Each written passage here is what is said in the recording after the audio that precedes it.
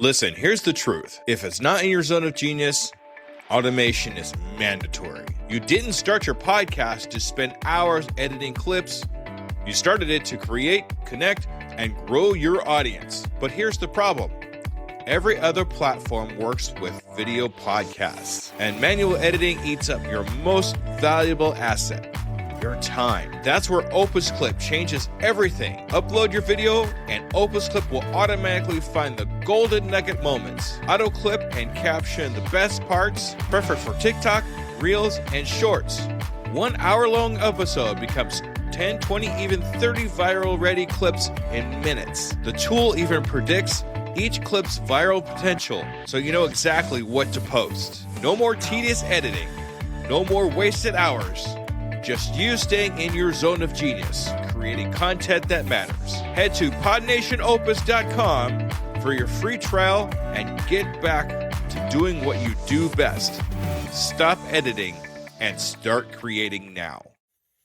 This is an Undiscovered Legacy production and proud member of PodNation Media Network. All right, Scoop Believers, let's get across the start line with Justin Bannon, owner of Noggin and Naga.com. Let's go. Action solves most problems. And I find that there's too much thinking and not enough action. And just get going. Just get started. Just start moving, and it's not build a product in a box. How do you get started? The best way to get started is to talk to people. Don't build this in a garage. Don't build in a box. Don't go trademark it. Don't create patents. Go talk to people that are in your industry that might be your ideal customer and say, let me take you to lunch. Got an idea I want to run it by you. What do you think of this? Is it valuable? Would you pay for it? Do you like it? Is there something that, is this solving a problem for you? No, that's not a problem. What is your problem? What is a current problem? You've learned so much, and you should have 50 of those conversations. Action. Just start talking to people, right? Don't whiteboard. Don't create spreadsheets. Don't trademark. Don't USPTO it. Don't hire attorneys. Talk to people.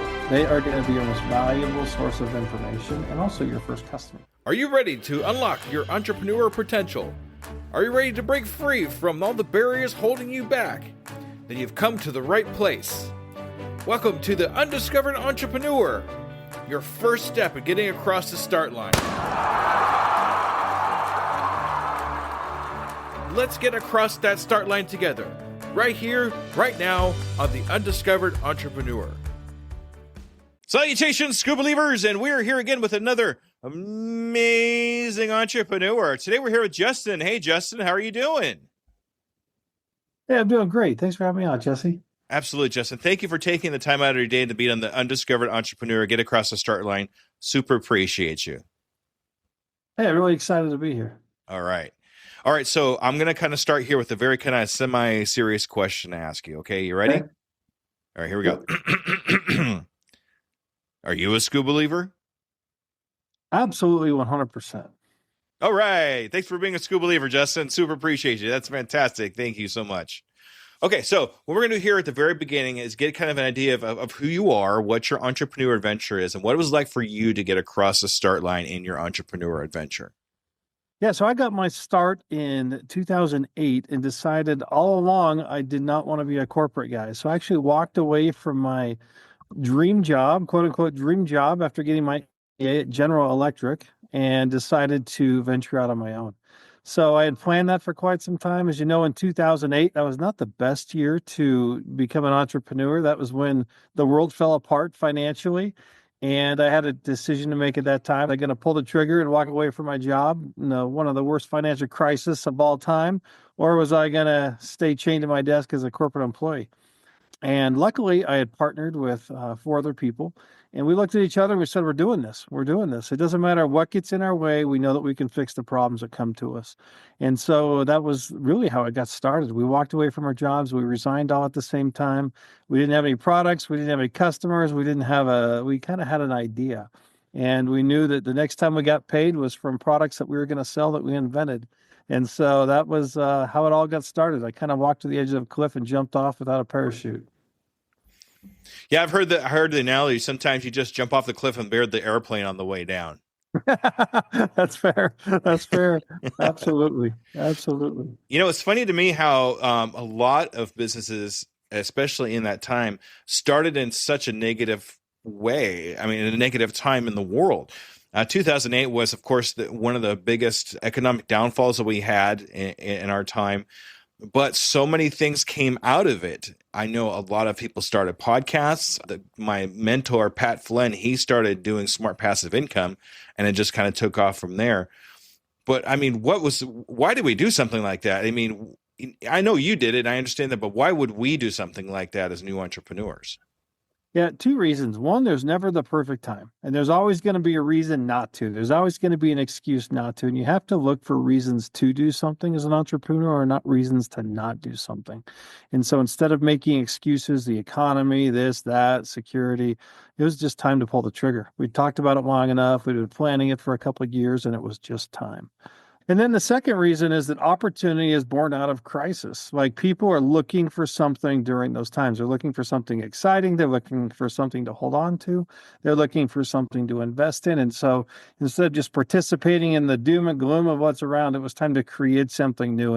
And believe it or not, you can attract people to you during those times of uncertainty, right? People are hungry for something that looks exciting, that looks new.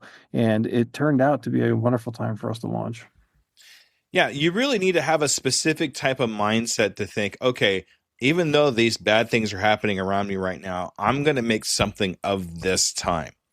Just like in COVID, we all were locked down. So what do we do in those times that were bad, that we're all locked down and not doing anything? We're going to start something new for two reasons. One, we want to be able to do it because we're bored. And two, we want to be able to make something of the negative time. That's why you saw a lot of new businesses, a lot of new technologies came out during COVID, because we really had to have something going on there during COVID. And I don't know what else I was going to do. A lot of people still podcasts are doing, so, Exactly. Yeah. So look for those windows of opportunity, right? Yeah, exactly. If we didn't have that time, I can only imagine where it would be like for Zoom and everything else. It would still be years behind to where it would, where it is now, because we had to have that. We had to have that technology to stay to stay connected with each other. Yeah, it's interesting how those inflection points in history create new opportunities, right? I mean, lots of new things were accepted and born and created out of people pivoting their business models. Restaurants had to get all kinds of creative on how they were going to serve people and how they were going to survive. It's a matter of survival, but it's also a great time to, pivot and introduce new opportunities. Exactly. And what really interests me is you said you just basically jumped off a cliff with these three other guys you were talking about here. What was your thought process? You said you jumped off with these guys. What's the story behind that, as far as, okay, we jumped off the cliff, what are we doing next? Yeah, exactly. And it was kind of a scary time, but I've also realized that in looking back, when your back is against the wall and you have to make it happen, you make it happen. I've seen so many people that, quote unquote, want to start a new company or new business, and they're going to moonlight it for a little bit. They're going to dabble. But when you're so comfortable with a paycheck and your livelihood doesn't depend on what you create, it takes a back seat and it doesn't become a priority. And you don't fight for it like you fight for air, but when literally you could lose your house, you could not make your mortgage payments because of the business, because of the situation that you put yourself in, you fight like crazy, you fight like heck. And so I think that having your back against the wall sometimes gives you the extra motivation that you need, the torque, the force required to get something off the ground. Exactly. You burn the boats, basically, is what Exactly. I call it. Yeah. Not looking back. That's it. That's it. You're here and that's it. Yeah, so the mindset really was, it's do or die time, right? And as we looked at each other, and my brother just recently hit me up and said, how did you get through that? What? Because he's thinking of doing something. And I said, it really is linking arms with people that have like-mindedness, right? That you're not necessarily against the wall by yourself, but that you have people that you believe in, people that are going to show up for you, and these could be not necessarily business partners, but suppliers or other kinds of partners, or a champion for you, or a mentor, or an advisor, or an investor that's just going to be your accountability partner, someone that's going to keep you going throughout those times, someone that's going to, if you're having a down day, and we all do, it's going to lift you up and drag you in, right? And make sure that you show up.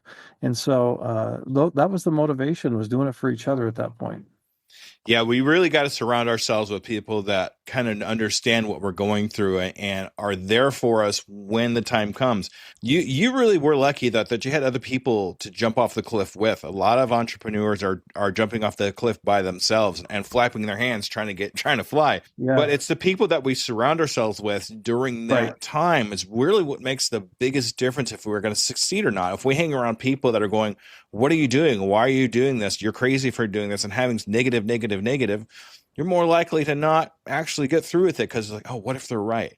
Your brain starts thinking a little too much about what's going on there. Instead of hanging around people that are going, oh, that's great. What can I do to help? What do you need from me? I want to be part of this. I want to be part of your entrepreneur adventure and help you along in this. Those are the people that you need to keep around you for anything really. No, you're right. You're right. Create a tight circle of people that are going to create energy for you and not suck energy from you, right? And that's really what you have to have. Yeah, it's a hard enough process to build something from nothing that you have to have that extra kind of fuel in the tank that somebody else can bring at some point in time. Could be a partner, could be a loved one, and there's so many different options. But it's not the Reddit groups and the saying, my business sucks. Stay out of those threads, right? Or I did it and I hate myself for doing it. Like, don't get caught up in the mire of all of the people that are kind of bottom feeders and sucking energy out of the equation. Make sure that you're finding additives.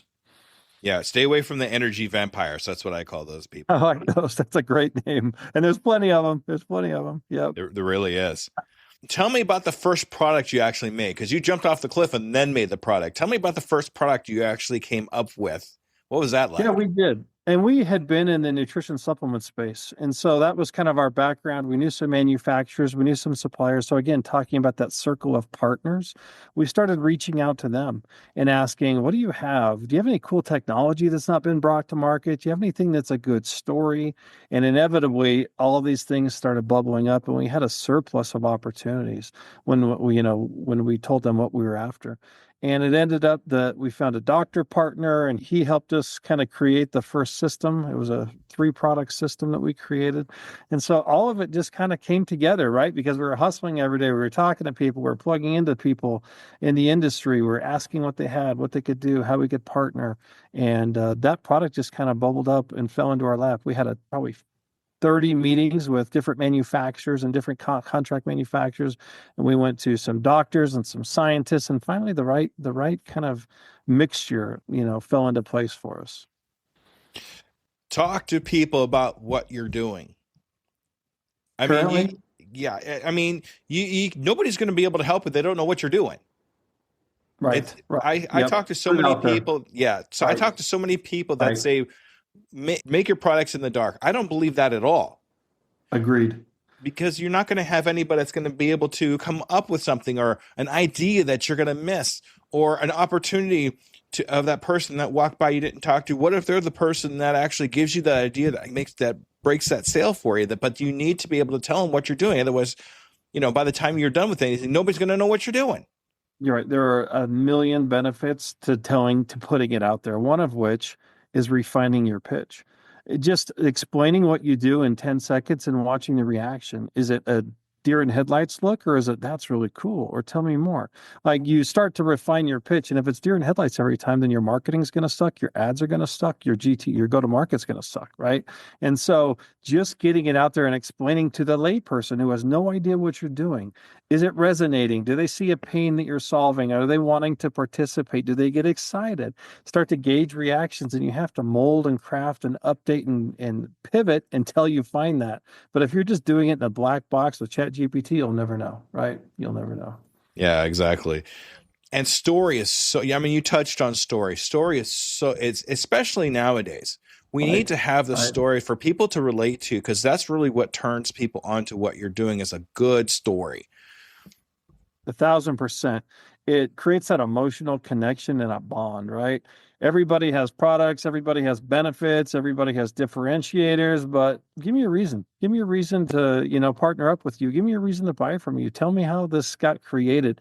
That entrepreneur story, man. People root for the underdogs. People root for the little guy. They want to help you. They want you to succeed. And so the more you can put it out there, the more champions you're going to find that you have, and the better it's going to get. And don't think that you're really competition. I mean, yeah, there's a lot of Right. people that are in the space, Yeah. but Yeah. reach out to these people and ask for help. You Right. don't be afraid to do it. Don't think that you're competition or you're like they're not going to tell you anything or be mad at you Right. for reaching out to them. These are people that genuinely want to help you succeed. 1,000%. Even people serving the same niche, you'll find if you start with, hey, can I understand what you do so that I can refer people to you that don't fit my model? Yeah, that the door is wide open now, right? Now they want to talk. And then at the end, you say, and if somebody doesn't fit your model, feel free to send them my way. Here's what I'm working on, right? But even people that seem to be competitors, there's so many fish in the sea. No one's going to outfish the ocean. Like it's just forever, forever, forever endless customers. Don't have a scarcity mindset. Have that openness, abundance mentality, plenty of fish for everybody, share with everybody, give it away, help people, refer people, ask if you can refer people, and all these doors, get knocked down. And a lot of them become strategic partners that help you grow over time. Absolutely. There's 8 billion people on this planet. There's going to be some people left over for you. Don't worry. Right. And So, for most everybody, a business will succeed with a few hundred, right? And so you don't need 8 billion. You need a few hundred typically. Depends on price points and goals, but just saying that in order to get something off the ground, you don't need 8 billion people. I know Pat Flynn touches on this too on his book called Superfans, but all you really need is 1,000 people out of $100 a year. Yeah. Oh, a year. A year. I A like year. that. You get Say a month. 1,000 people Yeah. to spend Yeah. $100 a year on you, and Right. that's $100,000. And you That's and all you've you got a need. very successful business. Right. You've got a Exactly. very successful business. Great way to frame it. And you start to frame it like that, and you don't have to become the next Facebook, right? You just have to create something that just gets you off the ground and creates a foundation of cash for you to work with. Exactly. Exactly. So, okay, so you made your first product and things are going along well. What was the next step for you after that? I know there was probably a couple more products, and then what happened after that? Yeah, so we did a launch. We did a launch, and I remember, we had come from this walking away from our jobs, not knowing when we were going to get paid again. And we had 6 months to build up to it.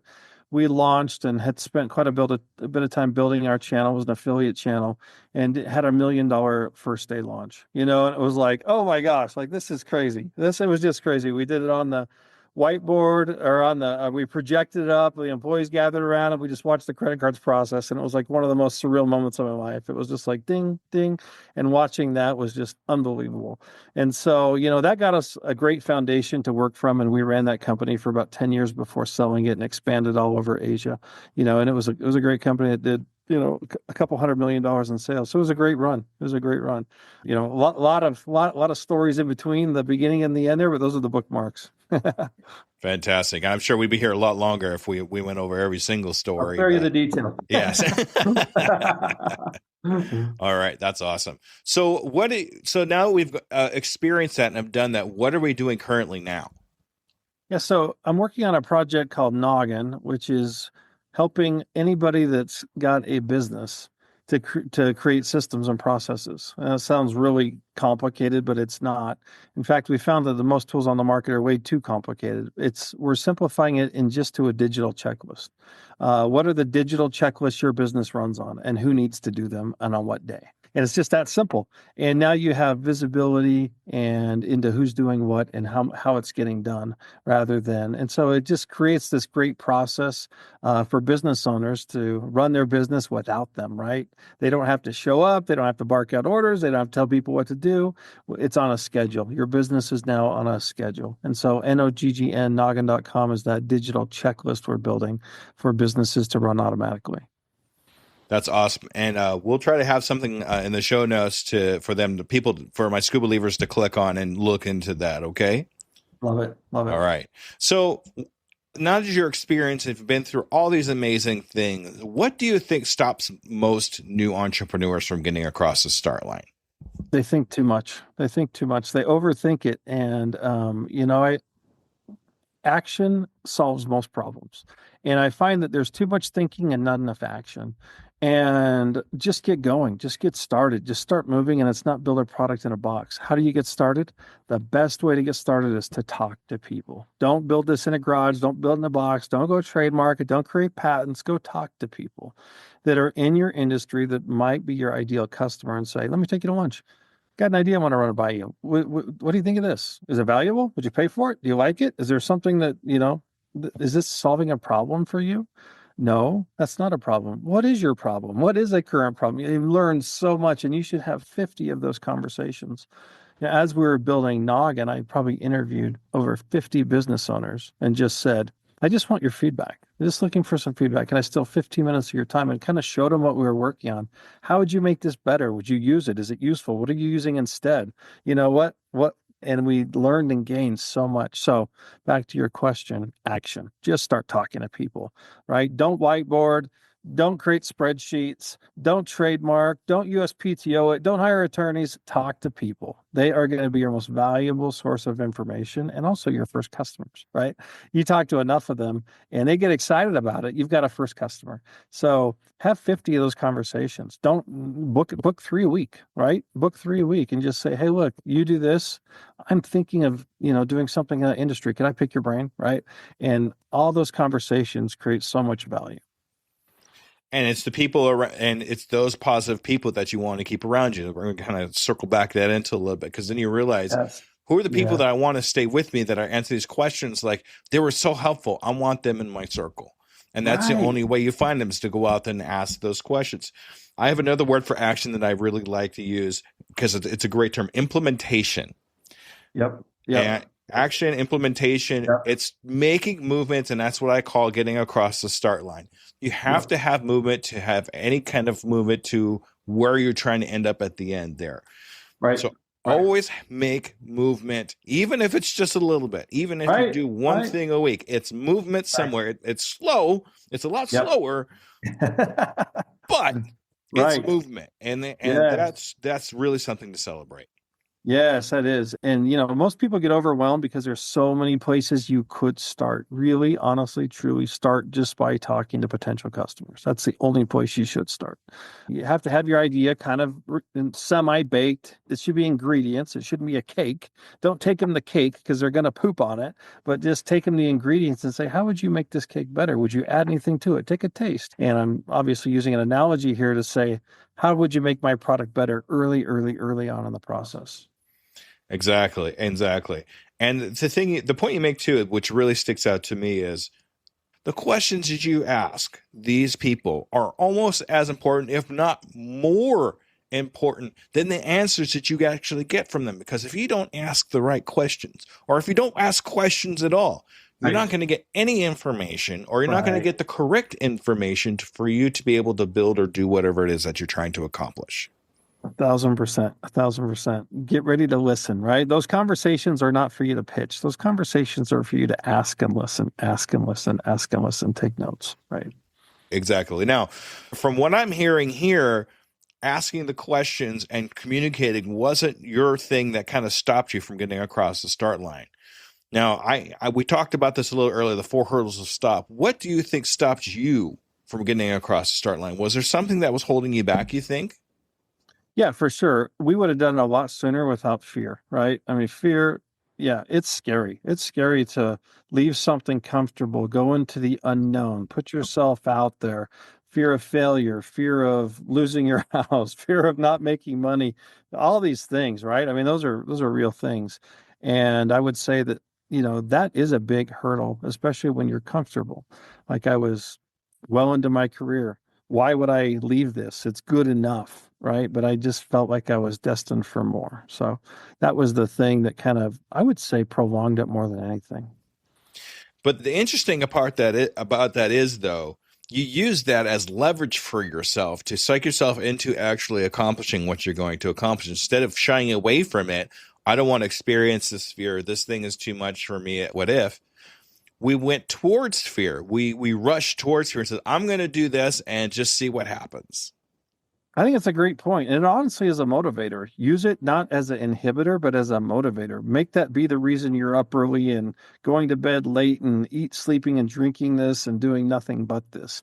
That fear of all those things, right, can also be a great motivator in order to get, I keep calling it the torque necessary to launch the rocket, right? It is a ton of energy, a ton of fuel, most of it just to get it off the launch pad, right? And that's where most people fall short. They dabble, they tinker, they don't use the motivators. They haven't put their back against a wall where they have to fight for it, and they just kind of let it die.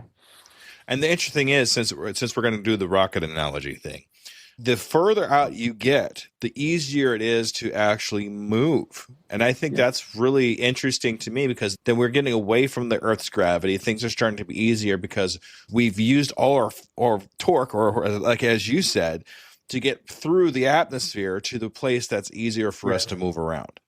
Yeah, and I think a lot of people lose sight of that. They're like, man, this is so much energy and I'm burnt out and I'm tired. Well, getting anything into motion. And by the way, you're probably building the rocket for the first time, right? You're building the rocket, then you got to launch the rocket, you got to get it off the ground. But like you say, every day that goes by, momentum should be created in your business that helps the momentum. The beautiful thing about that is it continues on its own. It does get to a point where it's continuing on its own. It's got a life of its own. It doesn't require the same effort and energy that it did to get it off the ground. It gets to a point where it's coasting and gliding, and that you can take a day off and take a week off and a month off and whatever, turn it over to people, and then it's like, oh my gosh, this is amazing.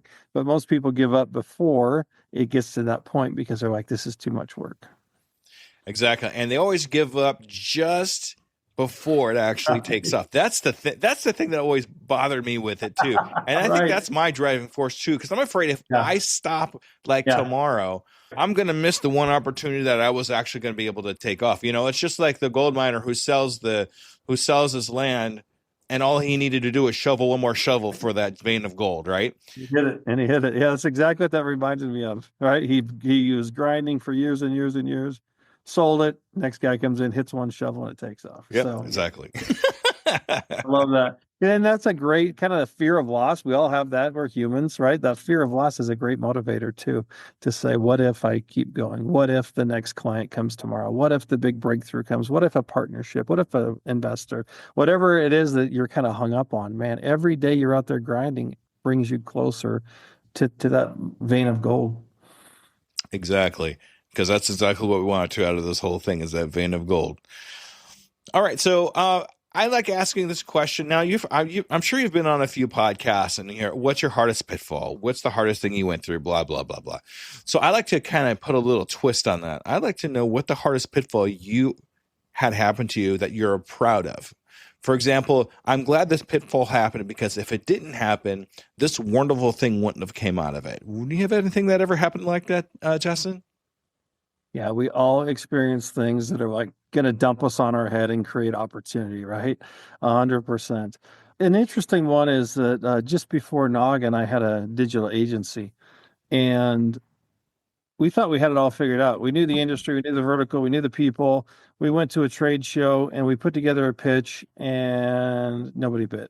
And it was like, wait a minute, like we have this whole thing mapped out. And what we realized was that it was just too complicated, right? It was too complicated. It was too expensive. It was biting off too much. They were glazing over. We went back, and that was after like 6 months of work, right? We're talking about working in the dark, and we thought we had this refined, beautiful thing that nobody could say no to. And that's a point at which we could have said, this isn't the right vertical. This isn't the right market. This isn't the right. Well, what we really needed to do was create a better value proposition and make it more clear. And so we went back and totally repackaged everything. And we went to the next trade show and had 25 clients sign up. Like, it was unbelievable. And it was like, oh my gosh, that was easy. Where has that been?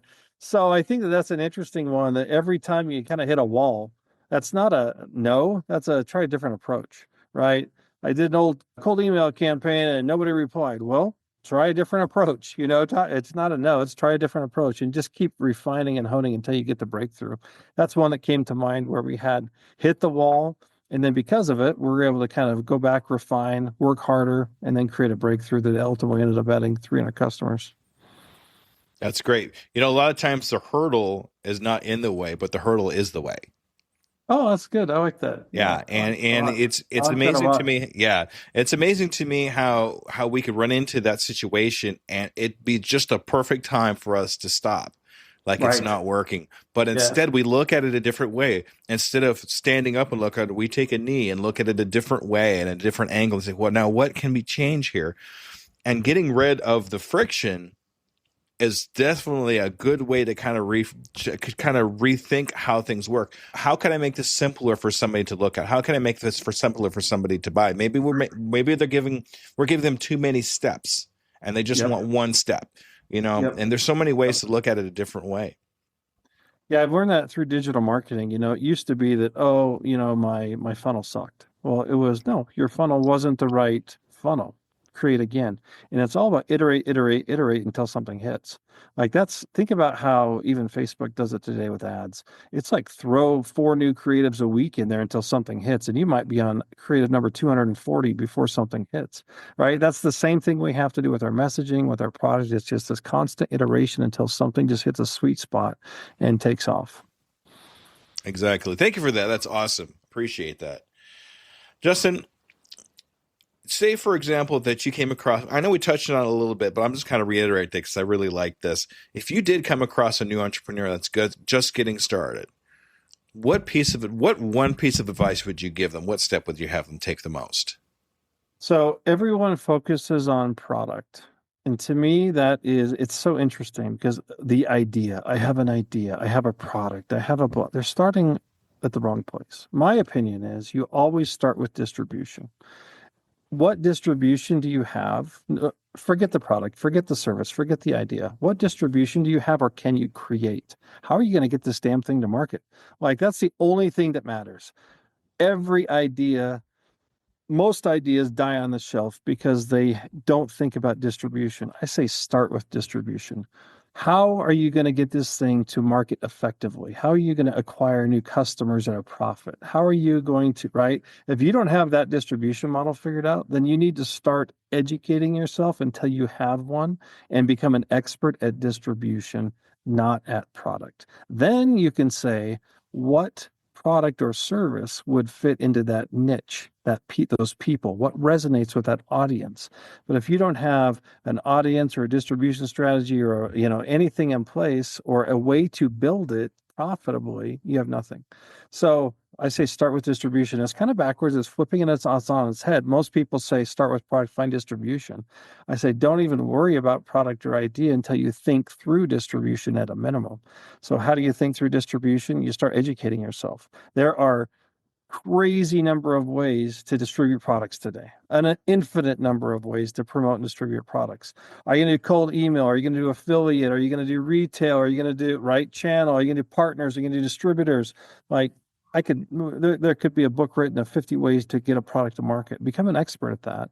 And then now you have a chance at getting your product into the hands of consumers. But you have to figure out channel and distribution first.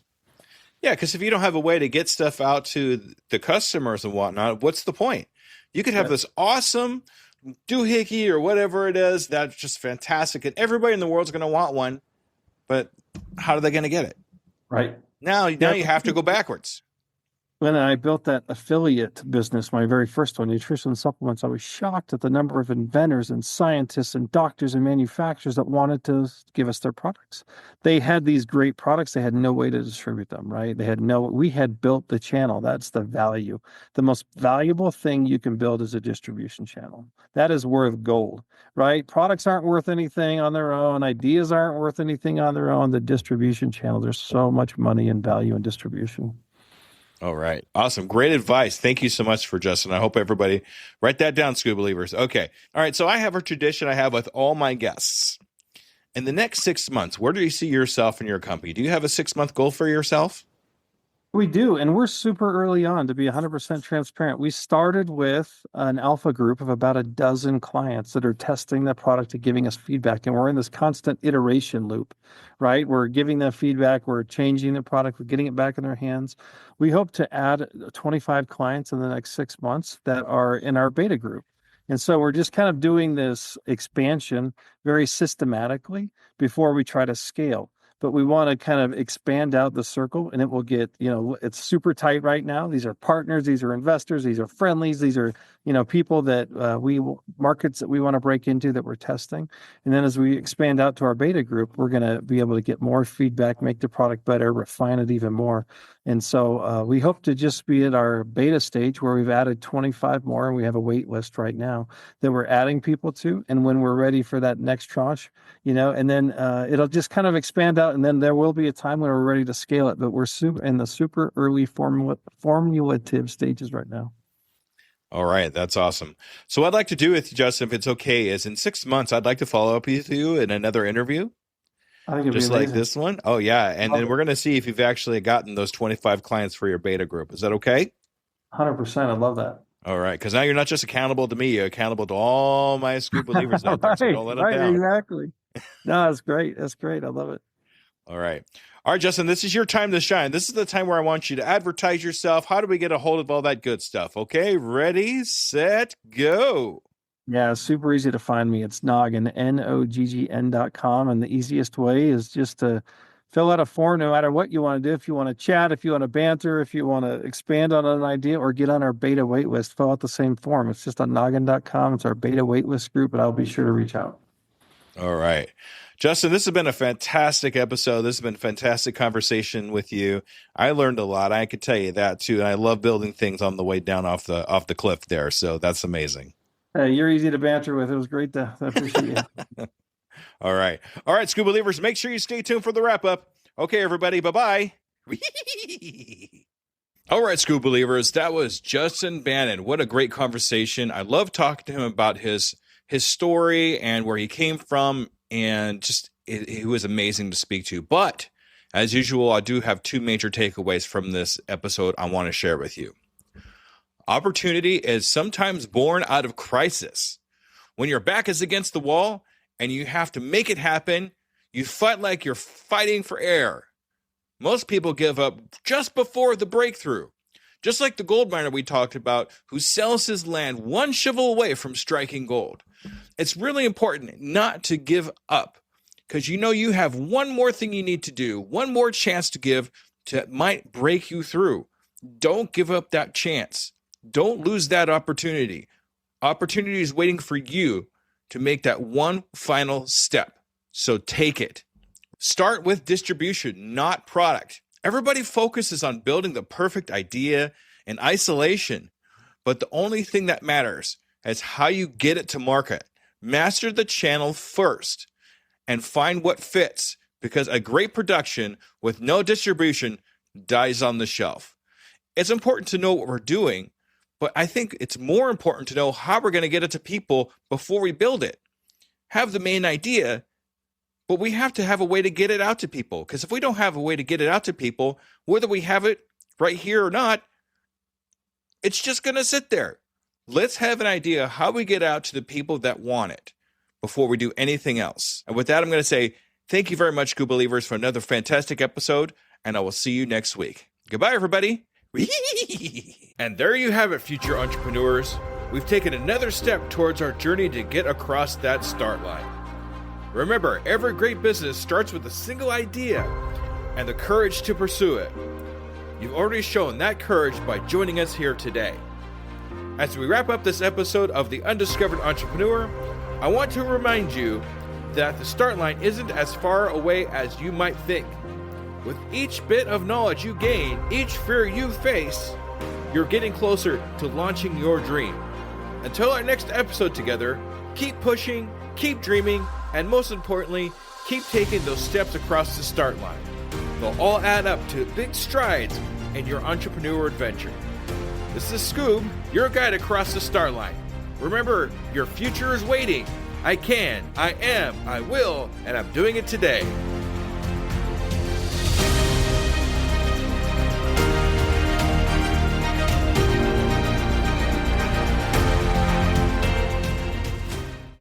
Hello, Scuba Believers. Let me ask you a real quick question. How many cups of coffee have you had today? 3, 5, 7? And let me guess, you've got a Red Bull in the other hand just in case, right? Yeah, I see you. Now, here's the truth bomb nobody wants to hear. You're not building a business. You're building a caffeine dependency. Listen, I get it. When you're grinding 12, 14, 16-hour days, you're building something from nothing. When you've got payroll to meet, investors to impress, and visions that won't wait. You need fuel. But what if I told you that the fuel that you're using is actually slowing you down? What if the very thing that you think is keeping you sharp is actually making you dull? Enter Rise Coffee. This isn't your grandma's mushroom tea. This isn't some hippie wellness trend. This is science meets performance. And here's what makes Rise different.